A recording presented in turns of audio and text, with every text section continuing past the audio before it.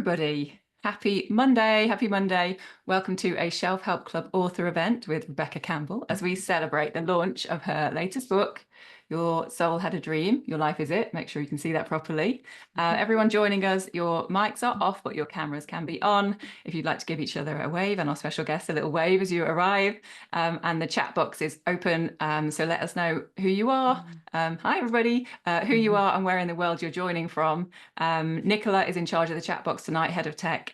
So this is also the place to share any questions as we go, and I will leave a little time for Q&A at the end. So just before we start, I think you guys know, if you're here, that Shelf Help is all about celebrating self-help and working on ourselves. And our author events are really a way to introduce you to experts and authors and new ideas and new perspectives. And most importantly, I think tools that you can take away and just start using in your own life. I don't think tonight's guest really needs too much of an introduction, but I will give you a little intro anyway, Rebecca. So a spiritual teacher, mystic, and author of 3 best-selling books. So Rebecca Campbell's writing has a very special place in my heart, and I'm going to tell you a little bit about that as we go through, especially because tonight we're going to be talking a lot about kind of transitions and change and cycles and the ups and downs of life and how we can embrace it all. So good evening, Rebecca. Thank you so much for being here, and congratulations on the new book, baby.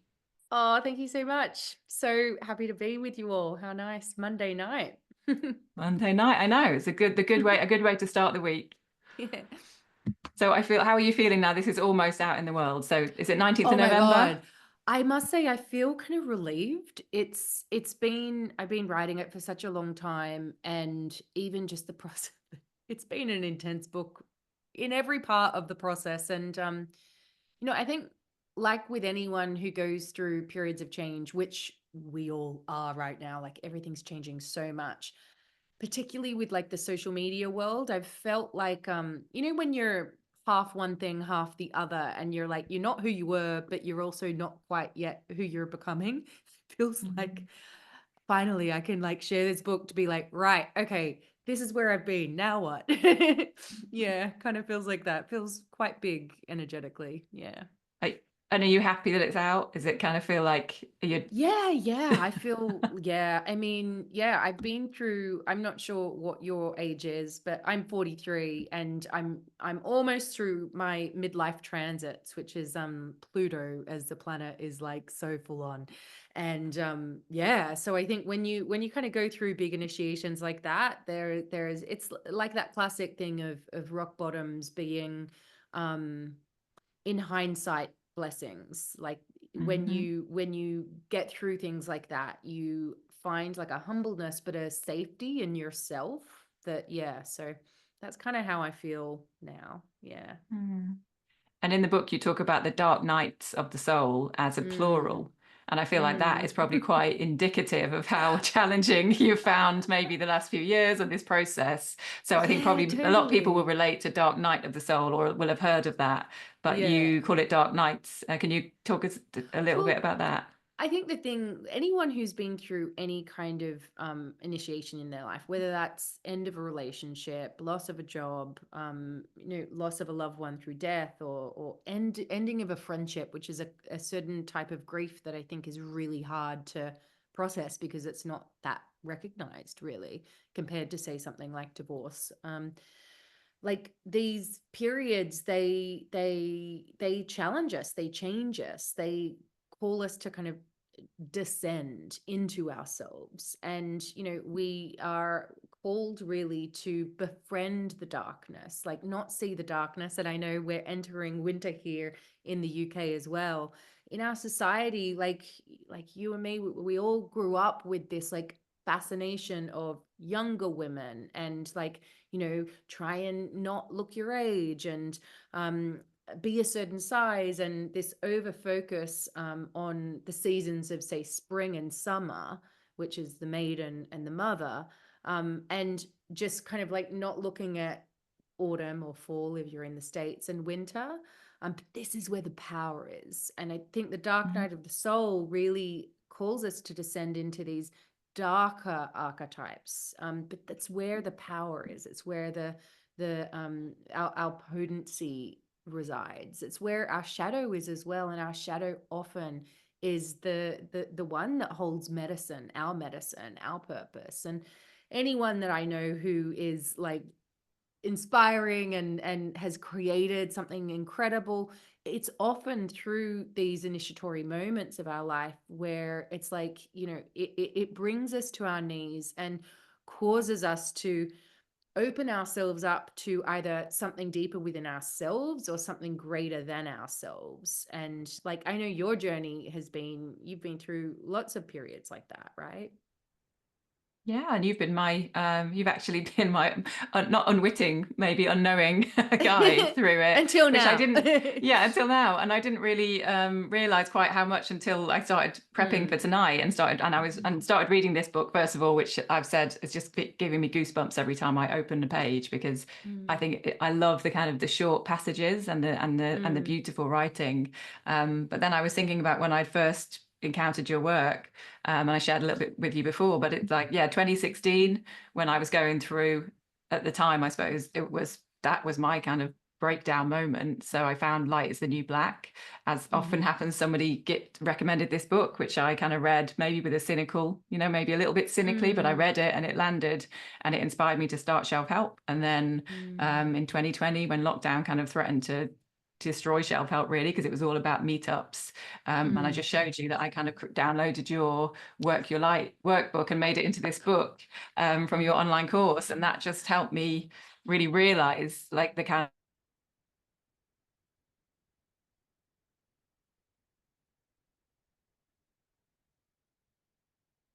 of this like online community and a business, and now I get to interview you, which is like this kind of Mm. full circle moment. So how So amazing. It's good. very, yeah, and I Mm, think, and that's very much the theme of the book, isn't it? The new book, it's the kind of mm. the cycles, and always knowing, like feeling that you're being held and you're on the right path, even when it absolutely doesn't feel like it, or you don't really know what's coming next.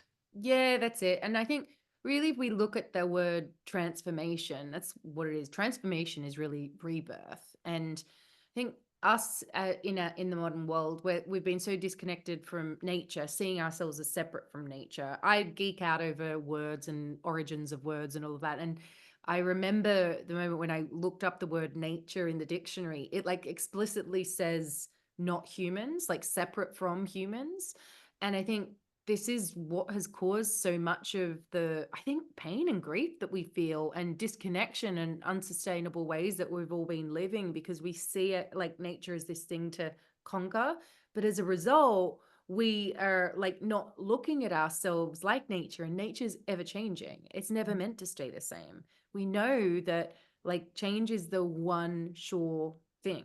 The moment you try and resist change, which doesn't mean change is always easy, like it's not, it's that's where the growth is, but the moment we start to resist change, that's when we get stuck. That's when we're clinging super super tightly. The things we cling onto are the things that we're probably being called to loosen our grip on.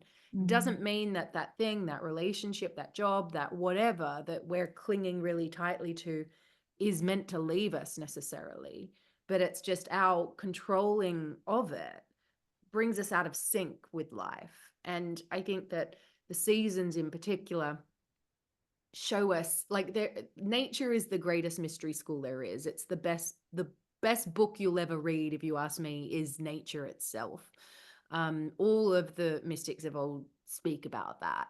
And yeah, my favorite way of kind of just sinking back into the flow, and really my favorite spiritual practice is walking in nature and noticing the seasons, noticing the changes, like being in awe of that, because we're changing within ourselves too. And I think this is definitely like an opportunity of this time of year as well. Like, if you're in the northern hemisphere, it's like the leaves are falling, but there's like this power that is stoked. I don't know if you feel it when the fires begin to light and the leaves begin to fall. There's the crunchiness of the leaves underneath. There is a potency there, And I've always found from a like a business perspective, this time of year really powerful. Like Hmm. there is a kind of, you know what, I'm not doing that and I am doing this. Like there's a decisiveness that Mm. comes, and I think that is really what autumn brings.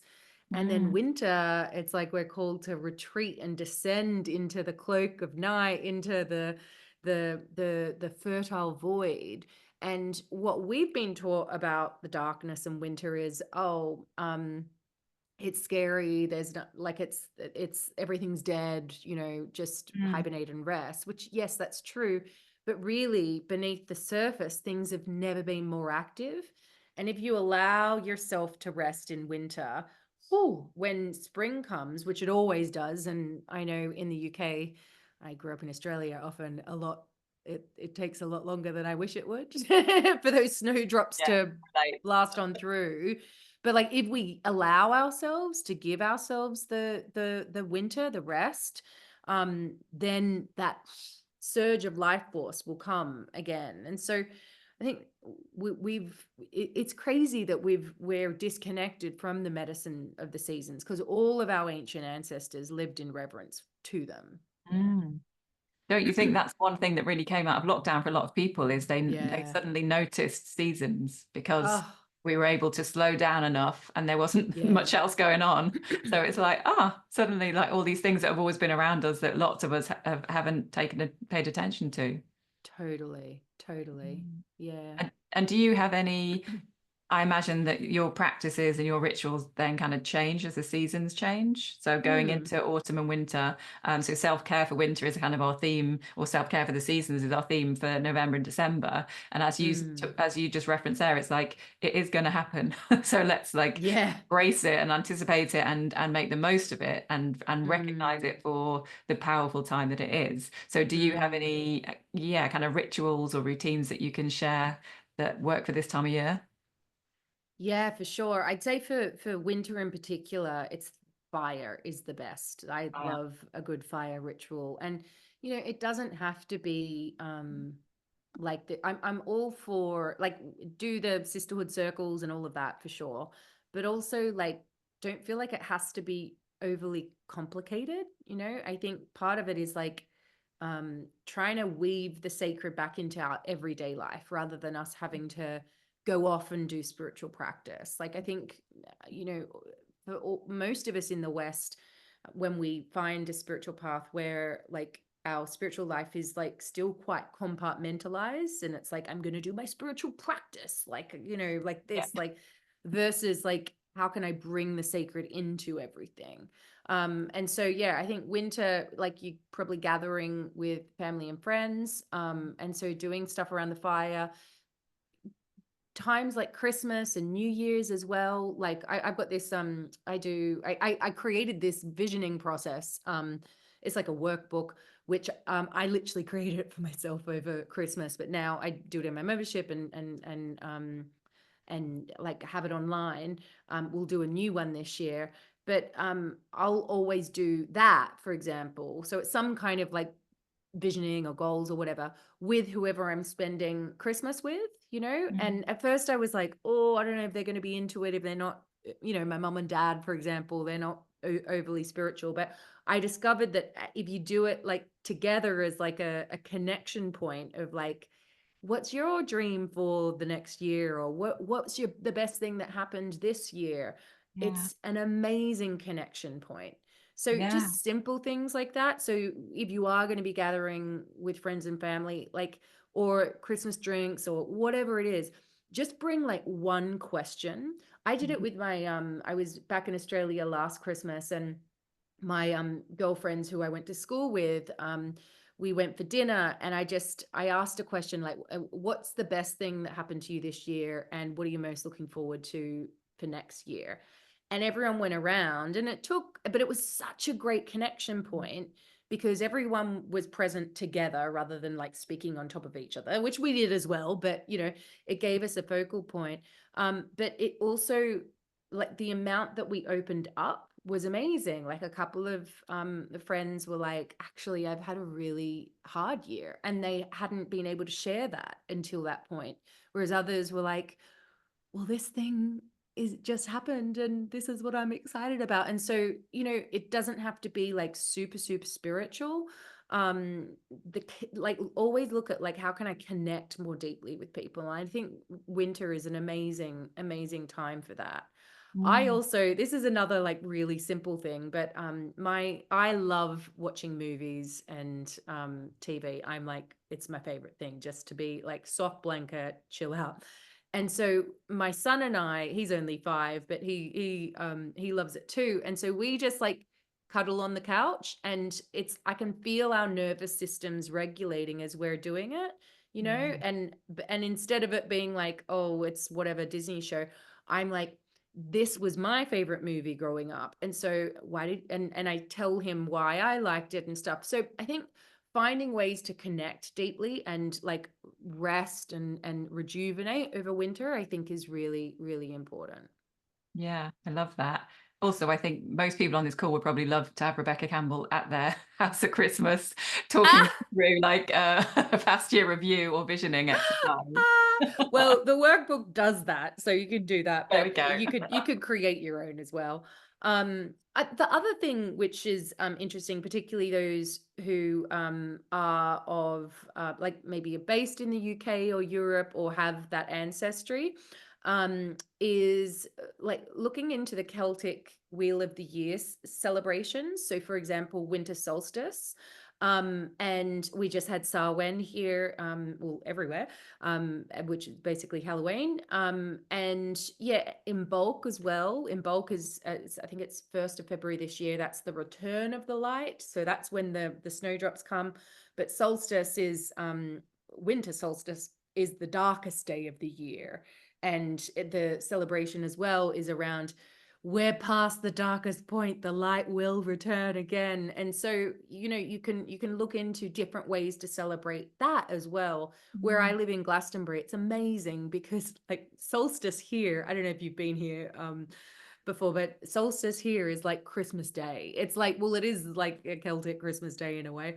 And yeah, and so everyone, as you walk down the street, is like, happy solstice, happy solstice. And so it's really taught me that. But yeah, I think that is yeah, really, really important. And then this concept of the fertile void, like um Mm. this concept, and I write about this a lot in the book, as part of like why the book's black. Like for me, as you know, my style is normally like pastel and pink, but this book, there's no way it could have been that. It's not a Um, pink book. it's not a pink book, it's my black book. um, but I think just this concept of endings and beginnings, super important. Mm. We're programmed to just like skip over endings. And I think we see it so often in our modern life as well. Like it's just move on to the next thing, move on to the next thing.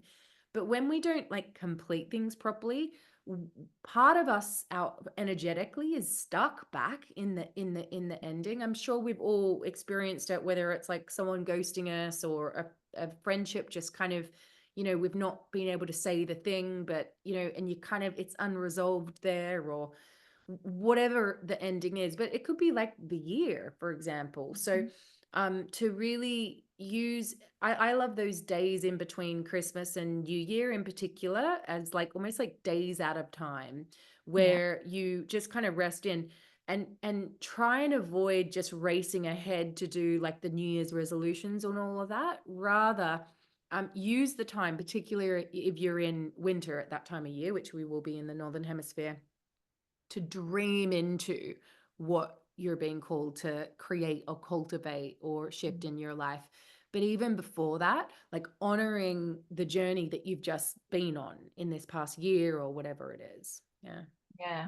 One of my favorite journals is by Selena Barker, and it's Hello Goodbye, or Goodbye Hello. So it's half the book is Oh, saying goodbye to the past year, and the other half is saying hello to the coming year. oh, that's a great concept. And I just love Perfect. it, yeah, because you have the reflection, and then you Yeah. also have the kind of like you say, kind of feeling into what the next Yeah. cycle is going to bring, and kind of maybe identifying a word that you really kind of are feeling that you're embodying at the Yeah. moment versus kind of just all the Amazing. resolutions.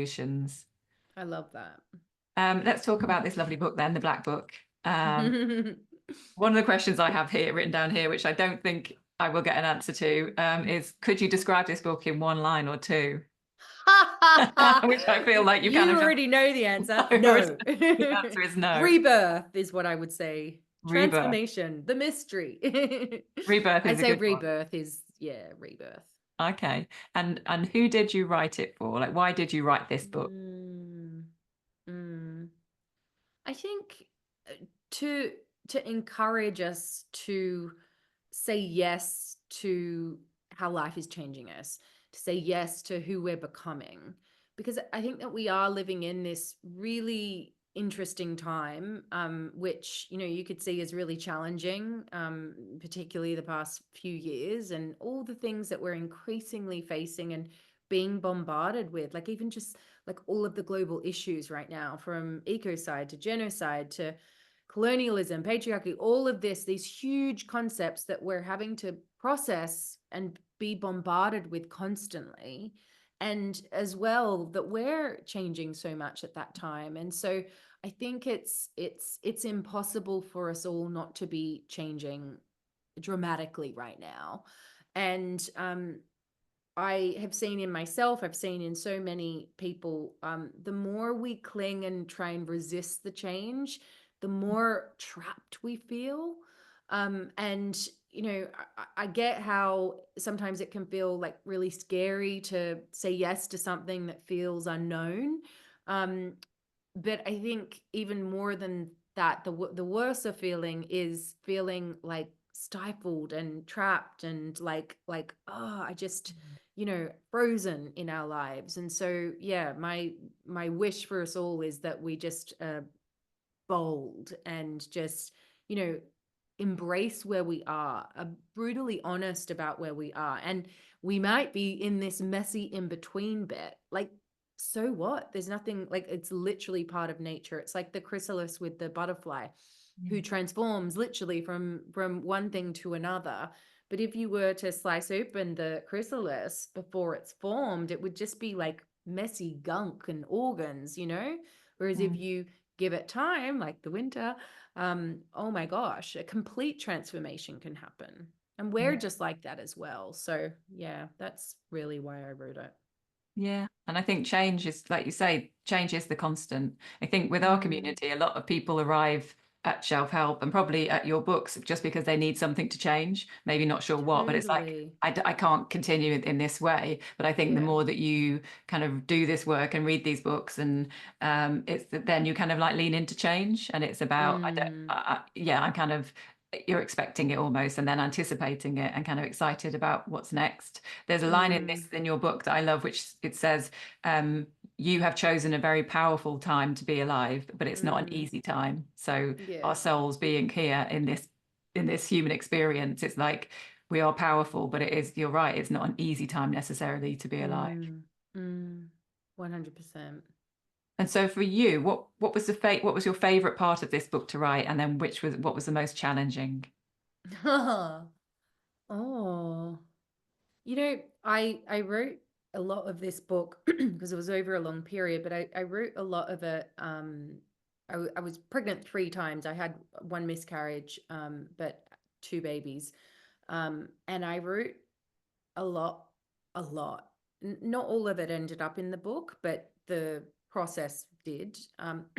But I wrote a lot of it while I was pregnant with my son for the first time. And I was just aware of this like thing of like, oh my God, I'm about to change, like coming up towards giving birth. And this, it was like this, I learned spiritually about this metaphor of birth and rebirth before, but physically experiencing it at the same time, it was like, yeah. And so I think a lot of the more poetic stuff that I wrote in that time when I was like in a bit of liminal space, really, I think I'm probably most proud of that. And then the bits I didn't like writing. Oh, I think the I think it was more in like working out what the flow of the book was, because right until the end it was revealing itself to me. Like, this book had so many different titles, it had so many different structures and orders, it was the messiest creative process. Um, and so weaving it together with my editor was like a whole thing. It's normally my way, like I'm quite a feminine writer. Like my approach is it just I tend to write while I walk in nature, and it Mm. comes down, it's like I would call it channeling, like I receive it like word to word to word, and then it's about putting it into place. But the other books I've written were a lot more structured. Like it was a lot easier to be like, this is what section 1 is doing, this is what section 2 is doing. But this one, I think it was also because I was literally writing it while the whole world was changing so much, Yeah. as well as myself. So, and it's a book about change, so it's like it's not going to be straightforward. Yeah. No, never would be. What did writing it teach you about yourself then, do you think? Oh. Sounds like many things. But let's go back to my favorite question is always how would you describe your relationship with yourself at the moment? So maybe did that Oh. change over the course of the book? Well, okay, so my star sign's Virgo, but I'm Scorpio rising. I've got a lot of Scorpio in my chart. This book and this period of my life, I I I moved from Virgo to Scorpio. That's what I will say.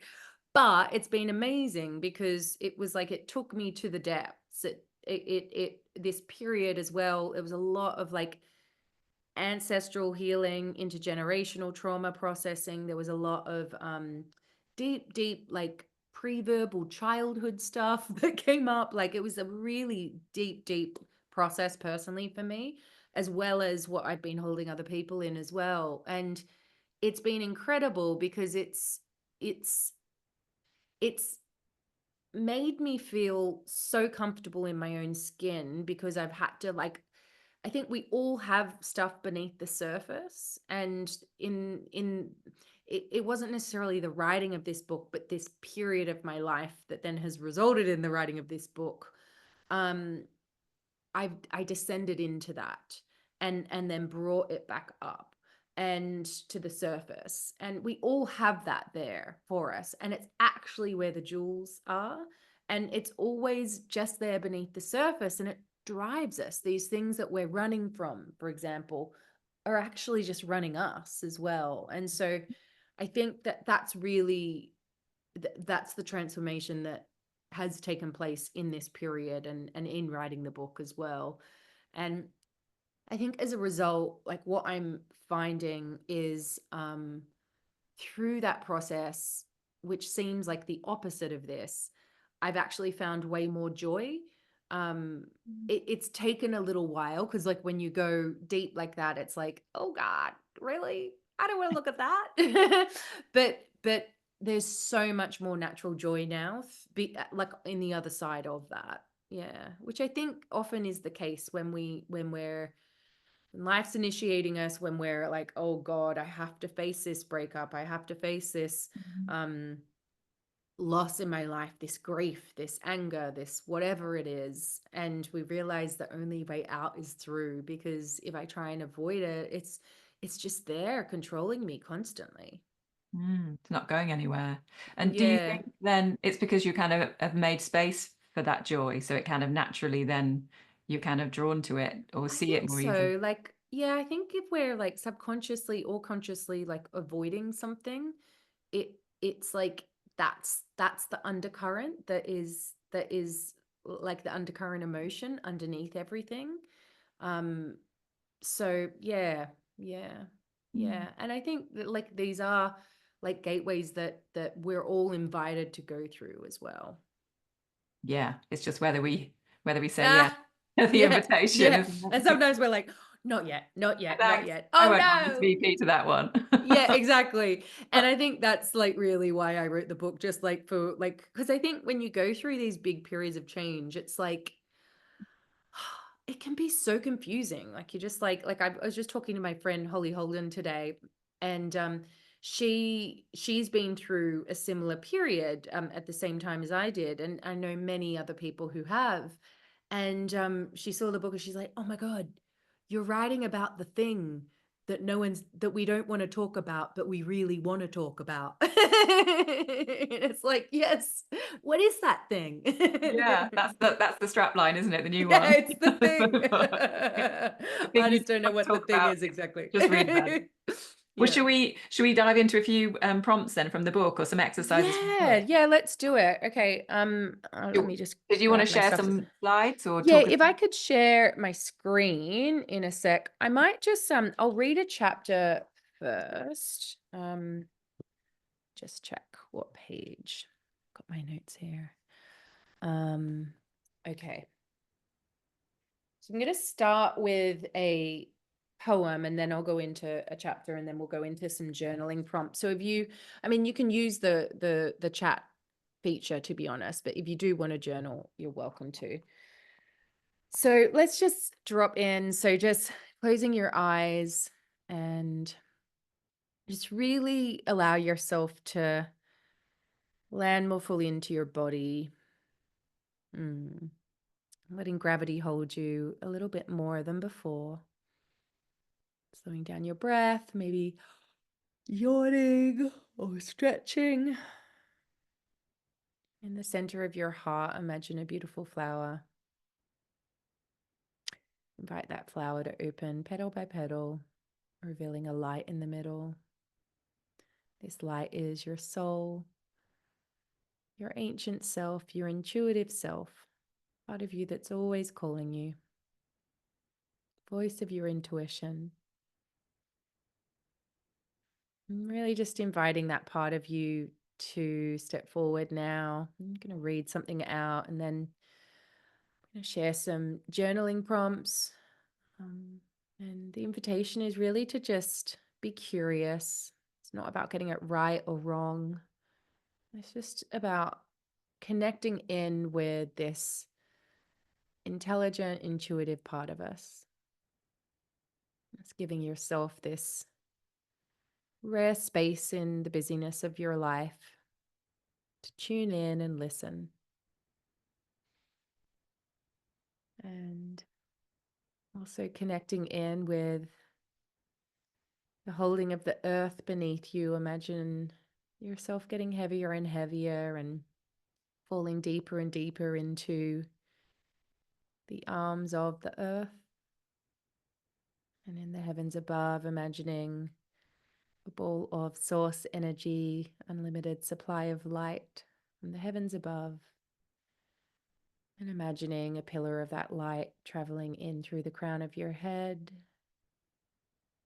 hitting your heart, and just breathing deeply.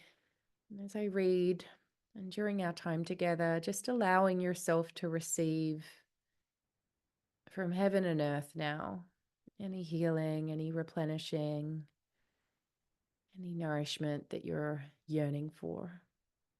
Deep breath in, deep breath out. I can feel myself beckoning me forth from a place of not yet, leaving clues of my becoming that I can sense but not quite yet see. A choir of future selves sings me on, timeless notes sent one by one from me, for me. They fill the ineffable chambers of my heart, which words cannot. Becoming. How is life trying to initiate you? It's in the extremes of life that initiate us the most. And these are extreme times.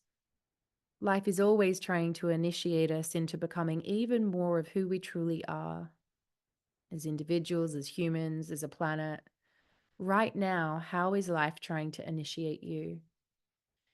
In times of solitude, we're called to go inward. In times of upheaval, we're called to loosen our grip on that which is no longer aligned. In times of heartbreak, we're called to find a way to let it crack us open. In all times, we're called to connect with our true inner nature and the interconnected true nature of all of life. It's in extreme times like these that the things which aren't sustainable become clear, where if we go in, we're able to see our lives in a different light, to see all that doesn't matter, to see all we've taken for granted, to see that being alive on this planet is a great privilege. Life is always trying to initiate us, and deep down inside, we know that the only way to surrender to this initiation is to surrender to the innate power and great mystery within. This power is internal, but it's also connected with the intelligence that exists within all life. It's the same energy that tells flowers when to bloom, and it was present when you grew in the womb. Trust in that. It will carry you through. Embrace the certain death of the past. Surrender to what's wanting to be born through you. Life is always trying to initiate us into becoming even more of who we truly are. You can resist it or embrace it, but life will continue to do what it knows how to do. So many of us fear change, yet change is the most certain thing in the world. To be initiated means to cross a threshold, to go from one state of being to another. Often it requires a period of uncertainty. We cannot go back to the way things were, but it's not yet clear how things will be. And so our only choice is to walk through the fire of the unknown. We head into the abyss in order to journey back into the world changed. As we cross the threshold, it's clear that things will never be the same again. We're asked to walk blindly into a whole new world and a whole new way of being, forever changed. Life is always trying to initiate us, but few people accept the invitation for initiation. There comes a time when the flower knows that it can no longer remain in the protective constraints of the bud. Somehow, it needs to trust in the birthing energy, which is encoded within life, and surrender to the unknown of the future bloom.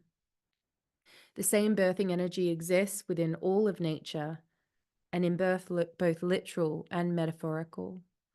There are rolling contractions as the souls prepare to make their entrance into this world. As we transition from one thing to another, we're called to burst through the constraints of the seed and then the certainty of the bud, so that something new can bloom. And once the bloom is here, we'll all be called to face another initiation as our petals give way to the fruit that will follow if we allow it. Deep breath in, deep breath out. And just staying connected to that part of you that knows, that wise, intuitive part of you. And when you're ready, and you might want to put your hand on your heart if that helps. We're going to do the journaling prompts now. And so you can do this maybe in the comments. It can be a word, a phrase, a sentence. The first question is, right now, how is life trying to initiate you? Right now, how is life trying to initiate you?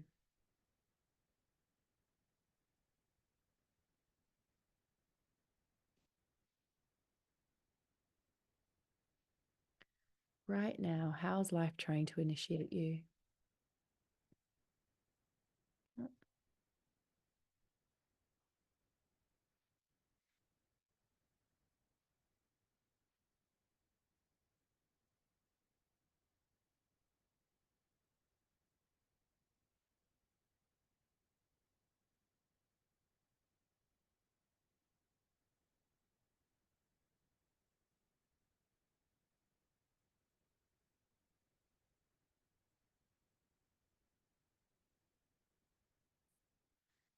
And then how are you being called to say yes to this initiation?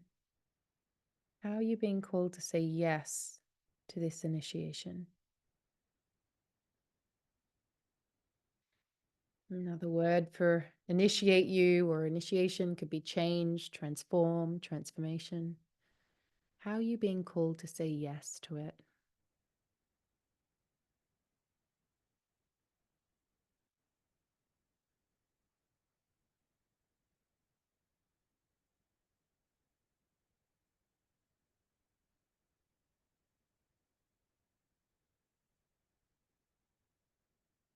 Feel free to share in the comments too.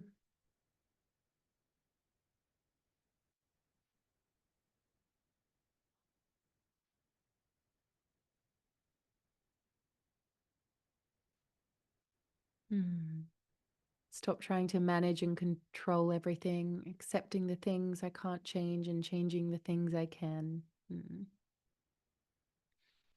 Lots of people coming into my life right now.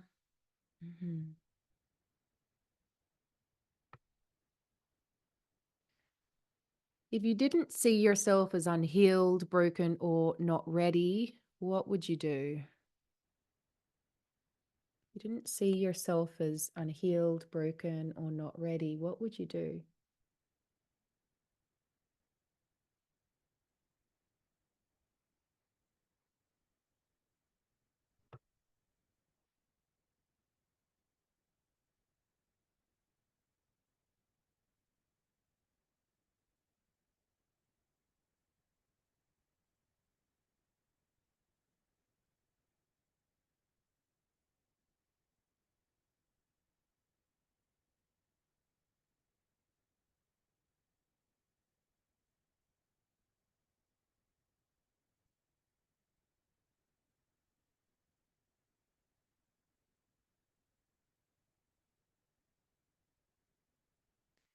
If you trusted life a little more, what would you do?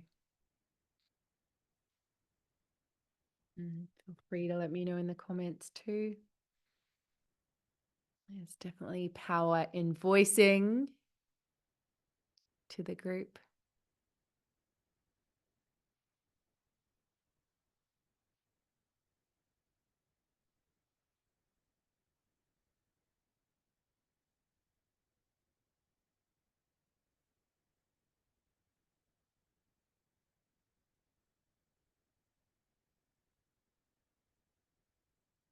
I'd be braver. I'd let go. I'd relax and let go of control. Stop worrying and trying to get it right and just let life happen. I'd be braver too. I'd use my voice. Yes.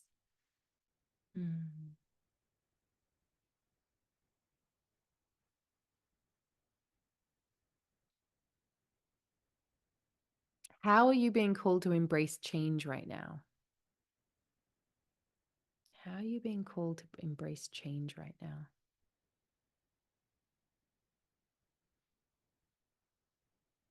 I'd take more risks, worry less about pleasing others. Yes.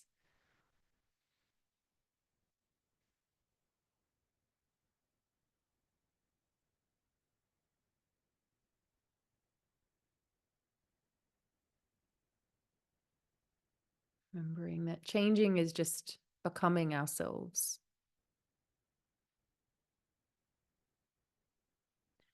What's your soul's deepest dream? What's your soul's deepest dream? Yeah, knowing that this change is just a season. I'm being asked to challenge my reasons for doing things. What's your soul's deepest dream? I have more time right now to start actioning the goals I've been talking about for a while. Amazing. Yeah, the most transformative period of my life was the winter of 2011, 2012. I was in London on my own. My ex and I had broken up, and all my friends in London most of my friends at that stage were from all over the world, and everyone went home, and I could have gone to Australia where my family is, but I was like, no, I'm going to stay here and embrace the winter. And it was literally, that was when I started my business. I had a book contract within 6 months after that. Yeah. Okay. And so now I want to read one last thing. It's just like another way in for us to really connect in with our soul's deepest dream. It's a chapter called Set Your Soul Free. So maybe you want to just connect in with the light, the center of your heart, receive from heaven and earth as well. Close your eyes if you like. Set your soul free. When you repeatedly project an image of who you are onto the world, it takes a toll on the soul. For the soul is part of the great mystery. It's impossible to contain it or fit it into a neat little box. And it yearns to feel free above all else. The projections of others tug heavily on the soul. And this can cause us to create a wall around our heart to protect it. But the moment those walls are erected, the soul longs for room to breathe. Don't box yourself in. Remove the fences, the overscheduling, and the need for perfection, and give your soul space to be. Your soul needs room to feel free. It's multidimensional, never just one thing. It's not possible just to be one thing. If you try, you'll find yourself in a cage of your own creation. The moment you feel trapped, captive, you cut yourself off from spirit and creativity. The soul longs to co-create with life. So free yourself of anything that attempts to define you or confine you. Leap into the unknown and give your soul space to dream. Gather the courage to embrace the great mystery of you as an ever-changing expression of spirit woven into matter. Set your soul and your creative spirit free. What's making you feel trapped right now? What are you being called to do to feel more free? And so this concept of play and what makes you feel free and expansive is just like another way in for you to connect in with your intuition, connect in with your soul's path. So yeah. Yeah. Thank you for sharing those Mm-hmm. lovely, lovely words. And I love the idea of mystery, as in it's like you say, you love language but like kind of Mm, thinking about the unknown as a mystery versus something to be scared of. It's like mystery makes mm, it sound straight away, makes it sound kind of exciting and mm. like something that you want to explore. Yeah, exactly. I love it. So if anyone has any specific questions, then drop them in the chat. We've got a few more minutes. I always have loads, so I'm happy just to talk to Love you it. all night, forever. But yeah, let us know, guys, if you have any specific questions. But Rebecca, I'd love to know just from listening to those readings, and do you believe that?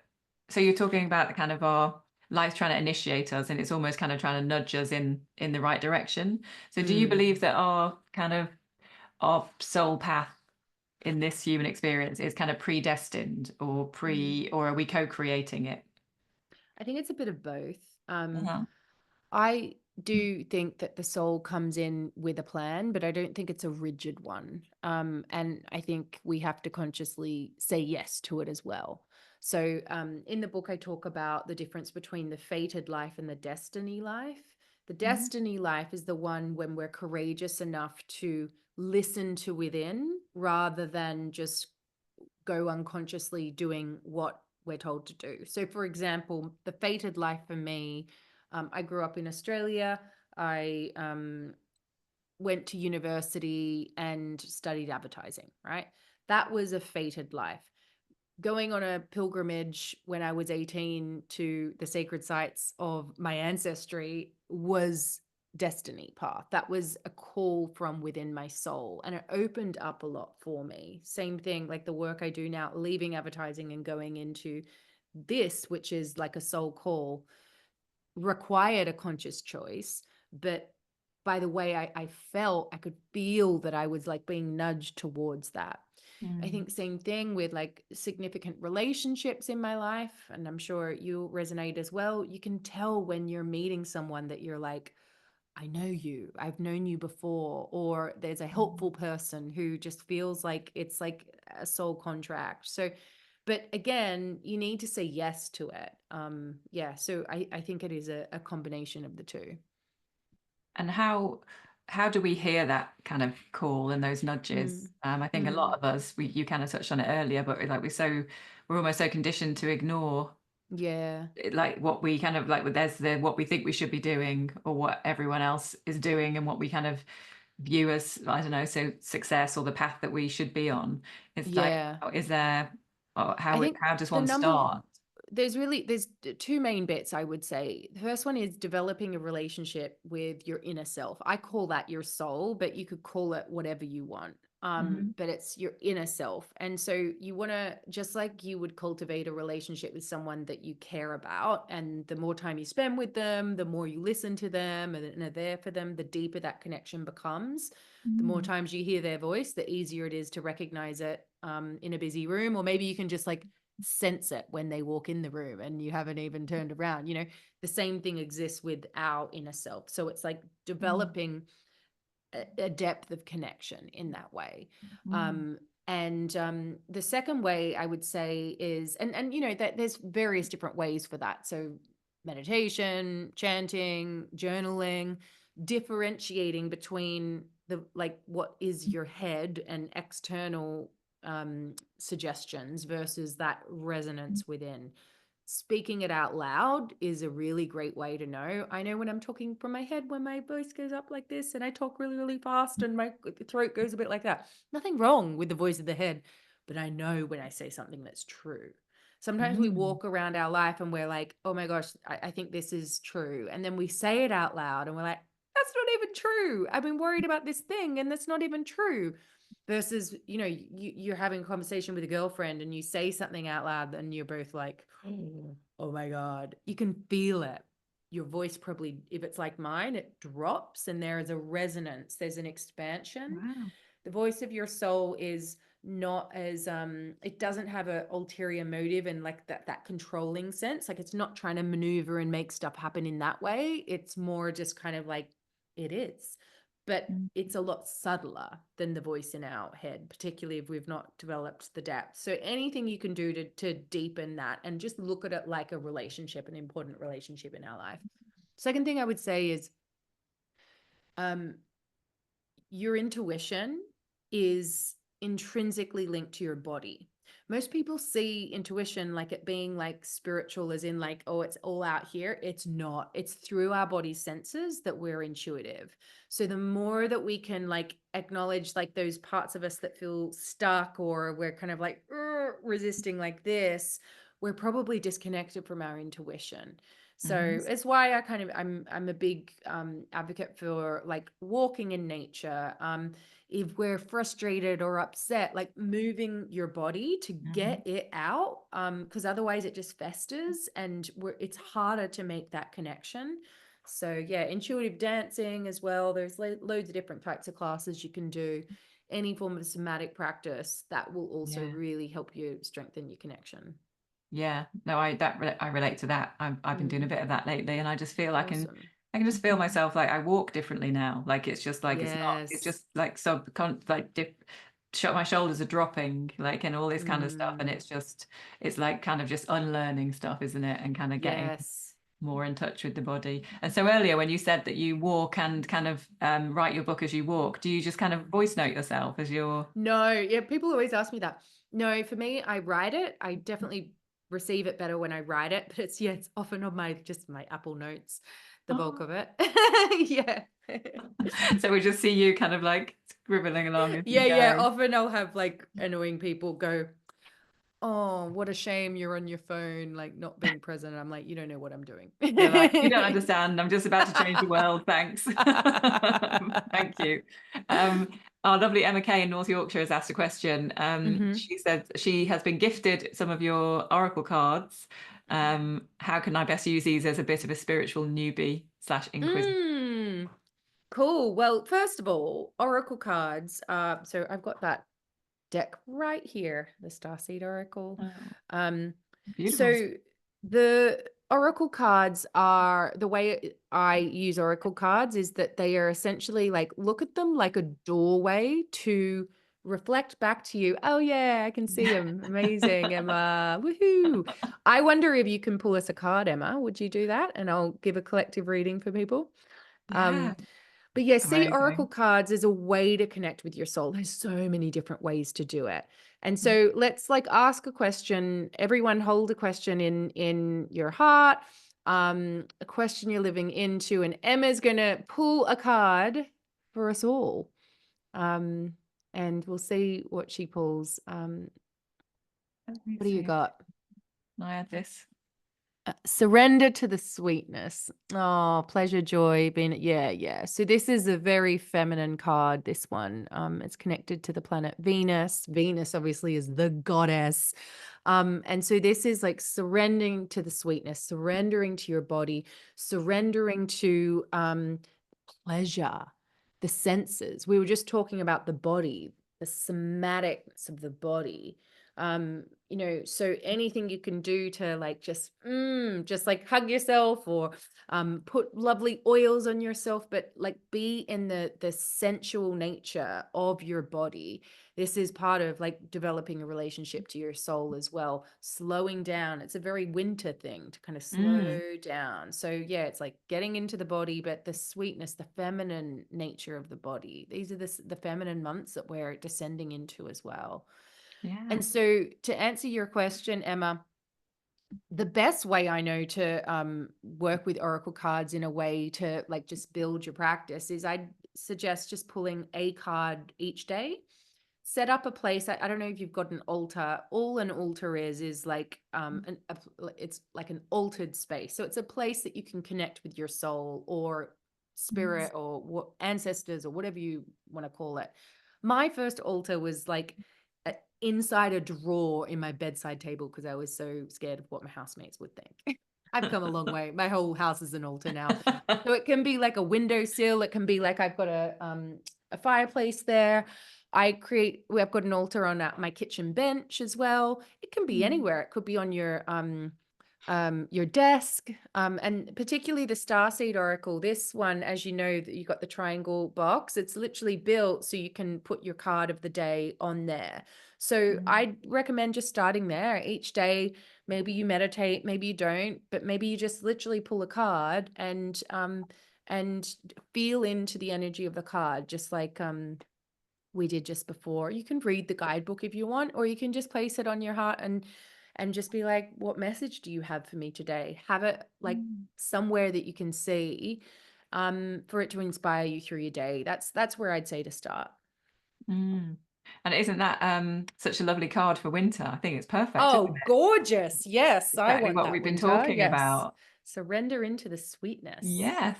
Well, we are nearly 8 o'clock, so Mm-hmm. I think it's almost time to say goodnight. But thank you so much for tonight. It's Thank you been for lovely being here. to share the book with everybody. Thank you. Nicola has shared some links, so if anybody wants to pre-order, please do. Thank you. It's coming, it will be coming to you very soon. But what a lovely gift to yourself and to everyone you know. Thank But thank you. you, Rebecca, for being here. My pleasure. Thank you so much. Been so lovely to meet you. And thank you guys. Enjoy the rest of your week. And yeah, thank you for being here and sharing this with us. Yay. Lovely to Thank see you. everybody. Take care.